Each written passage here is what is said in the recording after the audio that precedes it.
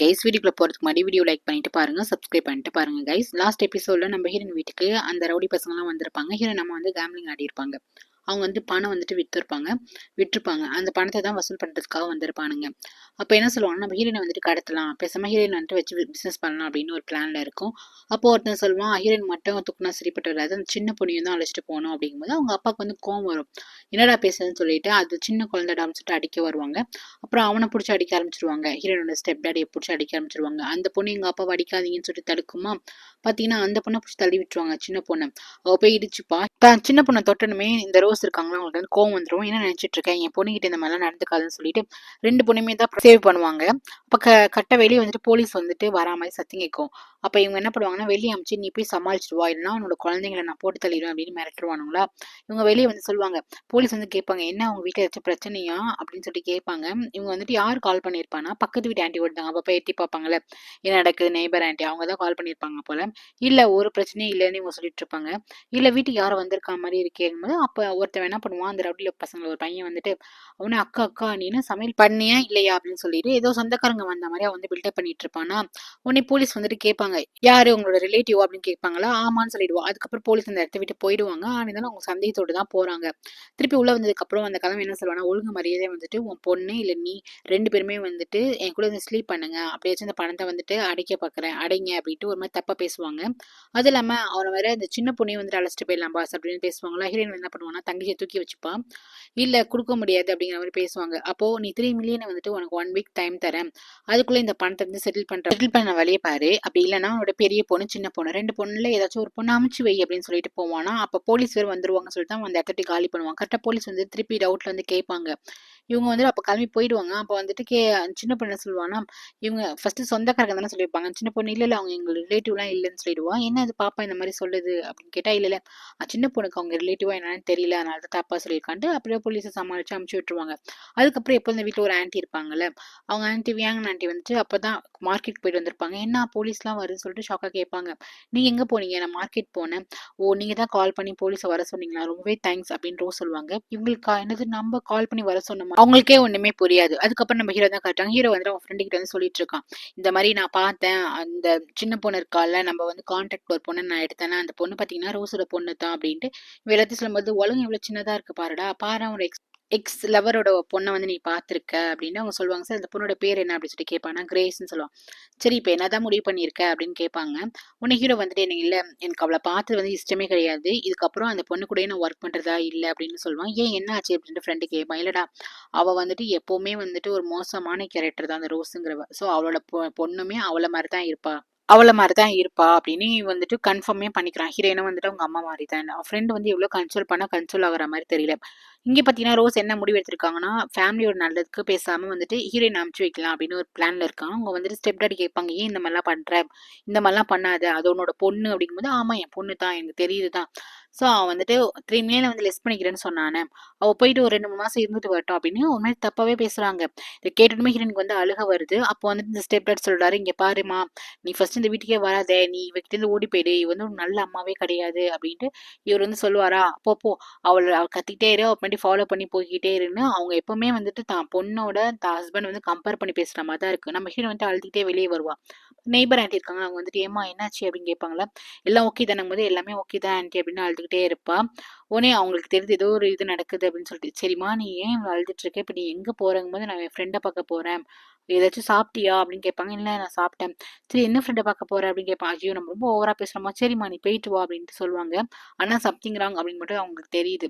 எப்பவுமே இந்த வீட்டுல இப்படிதான் இருக்கும் அப்படின்னு அவங்களுக்கு தோணிட்டே இருக்கு. நெக்ஸ்ட் ஹீரோ தான் காட்டுறாங்க. ஹீரோ என்ன பண்றான்னா, ஃப்ரெண்டு கிட்ட சொல்லிட்டு இருக்கான், அந்த பொண்ணை வந்து இதுக்கப்புறம் நான் வேலையில வச்சுக்க போறது கிடையாது, நான் அதை வந்துட்டு கேன்சல் பண்ணிடுறேன்.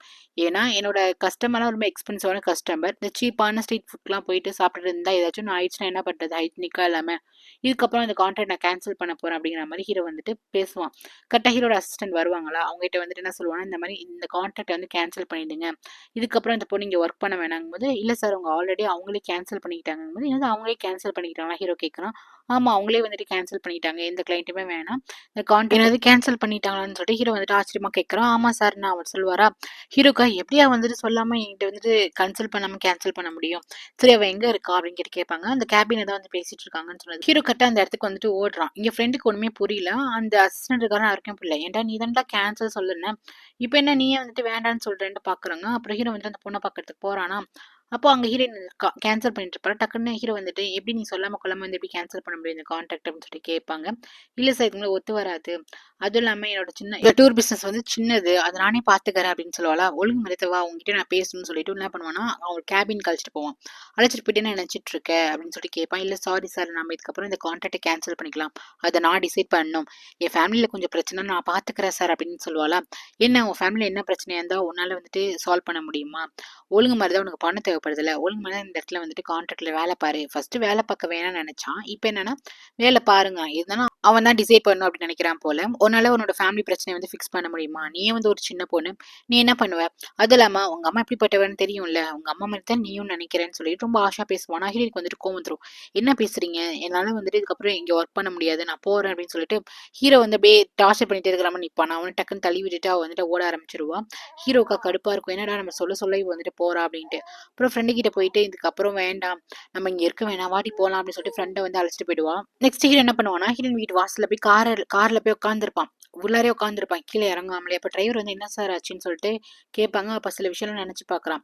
இவன் இந்த வீட்டுக்கு வந்தப்போ இவங்க அம்மா கூட வந்துட்டு லவ்வா இருந்தானே அதெல்லாம் நினைச்சு பாக்குறான். அவங்க என்ன பண்ணுவாங்கன்னா நைட்டு வந்துட்டு வெளியே வருவாங்க, இவங்க ரெண்டு பேரும் அப்படியே சீக்கிரட்டா லவ்லாம் பண்ணுவாங்களா. அப்போ வந்துட்டு ஹக் பண்ணுவான் ஹீரோ, அவ்வளவு ஹாப்பியா இருப்பான் அந்த ரோஸுங்கிறவங்க கூட. அப்போ வந்து சொல்லுவாங்க, என்ன என்ன உனக்கு வந்துட்டு அவ்வளோ பிடிக்குமா, எனக்கா நீ வந்துட்டு ஒரு செகண்ட் கூட நீ ஒர்க் பண்ணிட்டு உடனே வந்துடுவ என்னை பார்க்க வந்ததையே, உனக்கு அவ்வளோ பிடிக்குமாங்க வந்து ஆமா எனக்கு உன்னை ரொம்ப பிடிக்கும் அப்படின்னு அந்த அளவுக்கு இவர் லவ் பண்ணியிருப்பாரு, ரொம்ப டீப்பா இருந்திருப்பாரு. நீ இதுக்கப்புறம் சொல்லாம கொள்ளாம வராத, அக்க பக்கம்லாம் நிறைய பேர் இருக்காங்க நம்மள பார்ப்பாங்க அப்படின்னு இவங்க சொல்லியிருப்பாங்க. இதெல்லாம் நம்ம ஹீரோ வந்து நினைச்சு பார்த்துட்டு இருக்கான் கார்லயே உட்காந்துட்டு. அப்போ டிரைவர் என்ன சொல்லுவானா, சார் நீங்க இங்க இறங்குறீங்களா இல்ல வந்து நீங்க கார்ல உட்காந்துருக்கீங்களா, நம்ம வீட்டுக்கு போலாமா, ஏன்னா பின்னாடி வந்து கார்லாம் இருக்கு டிராஃபிக் ஜாம் ஆகுதுன்னு சொல்லும்போது இல்ல நான் இறங்கிக்கிறேன் அப்படின்னு சொல்லுவான். அதுக்கப்புறம் டிரைவர் வந்து கார் எடுத்து ஒரு இடத்துல பார்க் பண்ணுமே ஹீரோ வந்து அந்த இடத்துல நிற்பான்.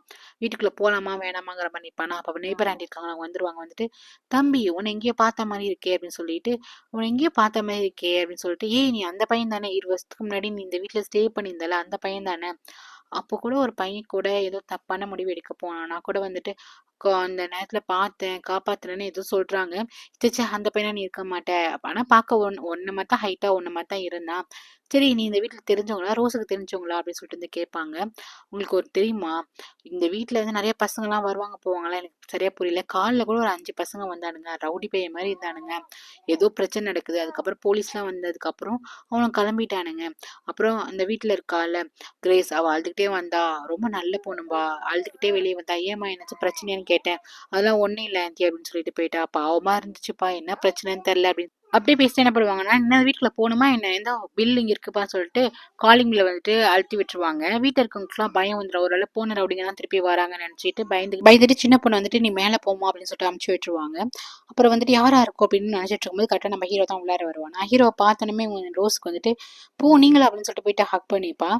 அவனே வந்துட்டு அவனை அவுத்தி விடுவான். அதுக்கப்புறம் ஹஸ்பண்ட சொல்லுவான் என்னோட ஃப்ரெண்டு அப்படின்னு சொல்லும்போது ஹஸ்பண்ட் வந்து கண்டுபிடிச்சிருவான் எக்ஸ் பாய் ஃப்ரெண்ட்னு சொல்லு அப்படின்ட்டு, ஏன்னா அவருக்கு நல்லாவே தெரியுது ரோஸை பத்தி.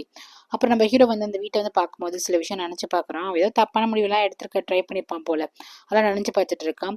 சரி நான் வந்து இங்க ஹீரோயினை தான் பார்க்க வந்தேன், கிரேஸ் எங்க அப்படின்னு சொல்லிட்டு கேட்குறாங்க. கிரேஸ் வந்துட்டு ஃப்ரெண்டை பார்க்க போயிருக்கா, இன்னும் வீட்டுக்கு வரல அப்படின்னு ஸ்டெப் அடி சொல்லும் போது, உங்க பொண்ணு இன்னுமே வீட்டுக்கு வரல, அப்போ வந்து உனக்கு வரி இல்லையா அப்படின்னு சொல்லிட்டு வந்து கேட்பாங்க. இல்ல இல்ல அவ சீக்கிரம் வந்துருவா, எப்போதும் அப்படிதான் கொஞ்சம் ஒர்க் இருக்கும் லேட்டா வருவா, ஒன்றும் பிரச்சனை கிடையாது கிடையாது, அது இல்லாம ஸ்டெப் டாடி வந்துட்டு கிரேஸ் அவங்க ரொம்ப நல்லா பார்த்துப்பாங்க அதானே அப்படின்னு சொல்லிட்டு அவரை பார்த்து கலையாட்டும் போது அவர் சொன்னாரு கான்ல வந்து நிப்பாரு. அப்புறம் ஹீரோ என்ன சொல்லுவானா, இந்த மாதிரி குரேஸ் வந்து என்னோட கான்ட்ராக்டை வந்து கேன்சல் பண்ணிட்டா, நாங்க 2 பேரும் ஒரு ஒப்பந்தம் வச்சிருந்தோம், என்னோட டூரிஸ்ட் வர கிளைண்ட் எல்லாம் வந்துட்டு அவள் அழைச்சிட்டு போயிட்டு ஸ்ட்ரீட் ஃபுட்லாம் வந்து வாங்கி தர மாதிரி அதெல்லாம் வந்து கேன்சல் பண்ணிட்டா, ஸோ என்ன ஆச்சு அப்படின்னு சொல்லி கேட்க தான் வந்தேன் அப்படின்னு அவர் வந்து சொல்லுவாரா. உடனே வந்துட்டு அப்போ இவர் என்ன பண்ணுவோம் நடந்த எல்லாத்தையுமே சொல்லுவார், இவ வந்துட்டு கேம்லிங் நான் இந்த மாதிரி பிரச்சனை ஆயிடுச்சு, அவள் வீட்டுக்கு வராத நான் தான் சொன்னேன்னு அவர் நடந்ததெல்லாம் சொல்லுவார்.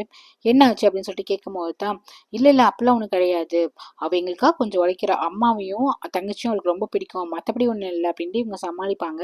அப்போ அவங்க ஹஸ்பண்ட் வந்துட்டு இவ பண்ணது எல்லாத்தையுமே சொல்லிடுவாங்க, இல்லை 3 மில்லியன் கடன் வச்சிருக்கா, அதுக்காக இவ என்ன பண்ணுறான்னா கிரேஸை வந்துட்டு அவனை கூட வந்து அமுச்சு வைக்கலான்னு பார்க்குறான்னு சொல்லிட்டு எல்லாத்தையும் சொன்னதுக்கப்புறம் என்னது நீ 3 மில்லியன் வந்துட்டு கடன் வச்சிருக்கியா அப்படின்னு சொல்லிட்டு வந்து ஷாக் ஷாக்கா வந்து கேட்பாரு. அது இல்லாமல் நீ கிரேஸ் இந்த மாதிரி பண்ண போறியா அப்படின்னு சொல்லிட்டு ஹீரோ வந்துட்டு ஷாக்கா வந்து கேட்பான்.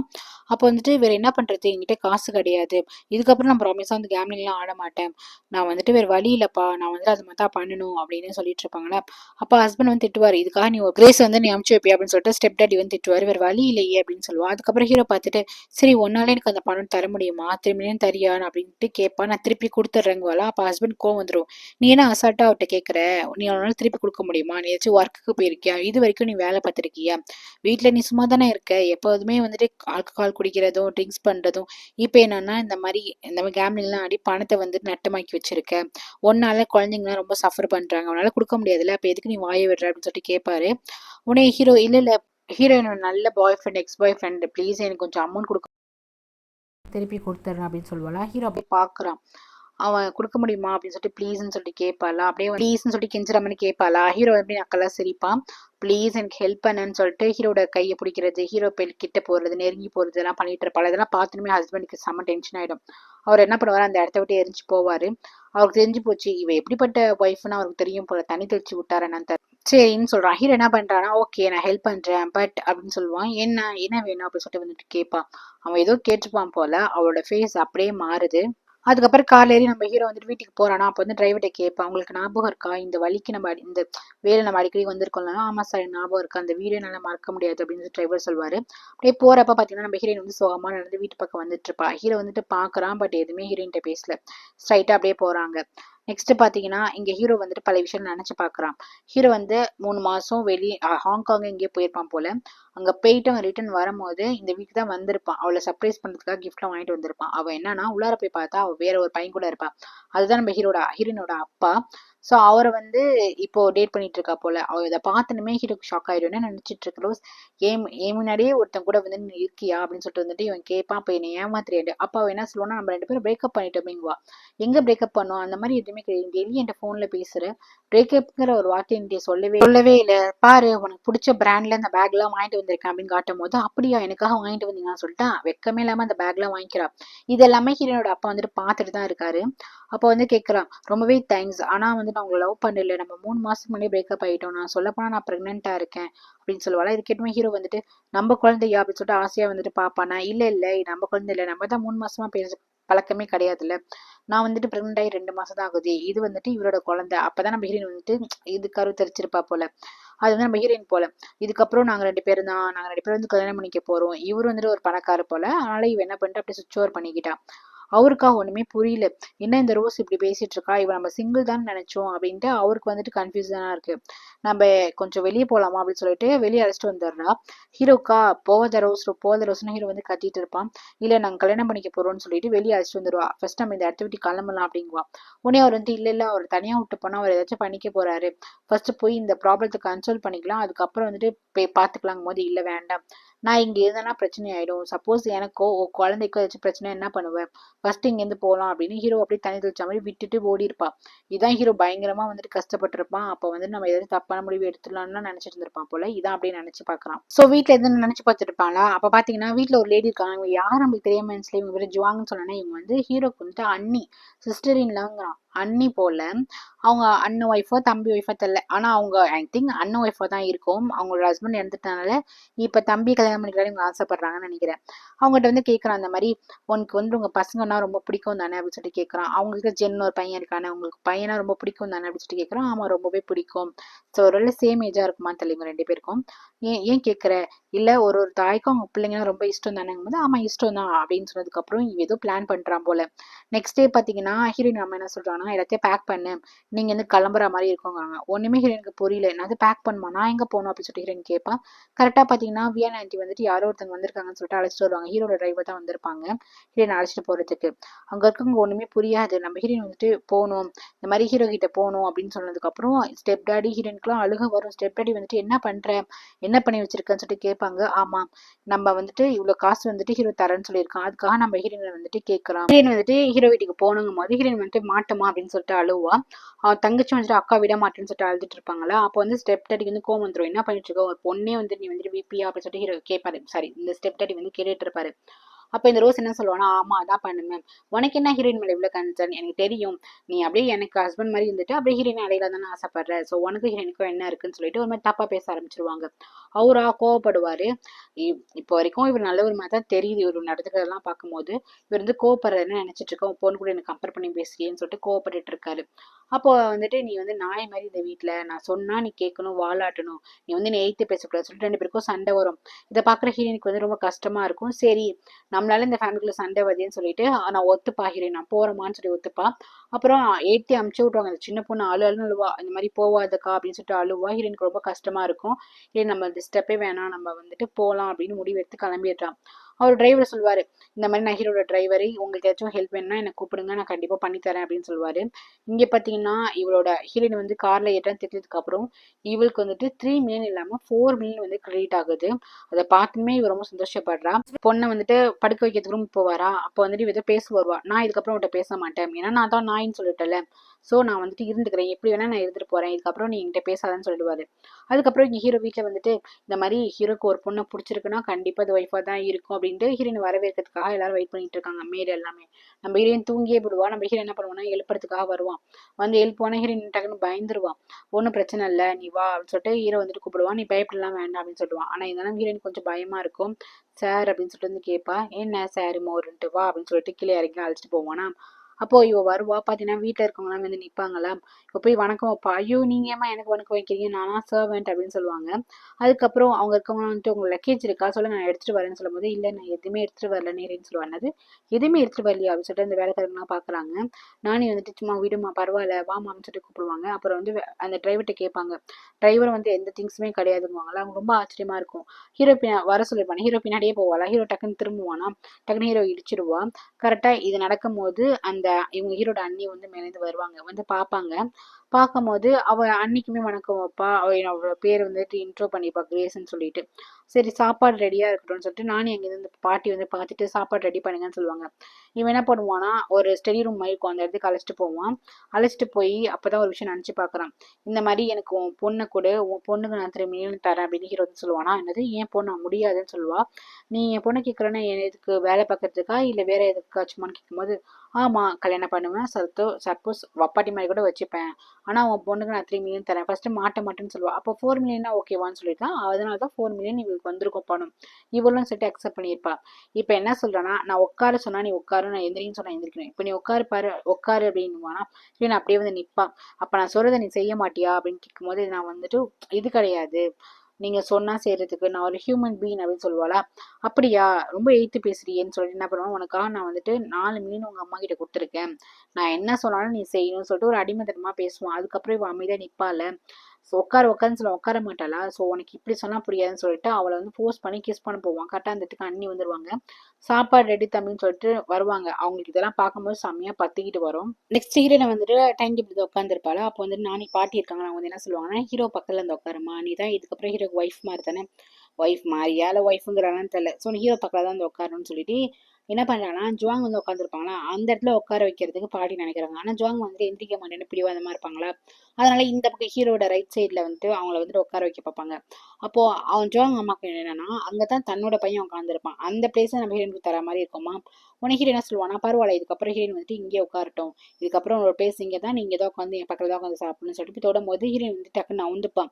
ஒரு மாதிரி அறுவறுப்பாடு நடந்துப்பா. இது எல்லாத்தையுமே அந்த ஜுவாங் வந்து பாக்குறாங்க. அதுக்கப்புறம் சரி சாப்பிடுங்கன்னு சொல்லிடுவாங்க.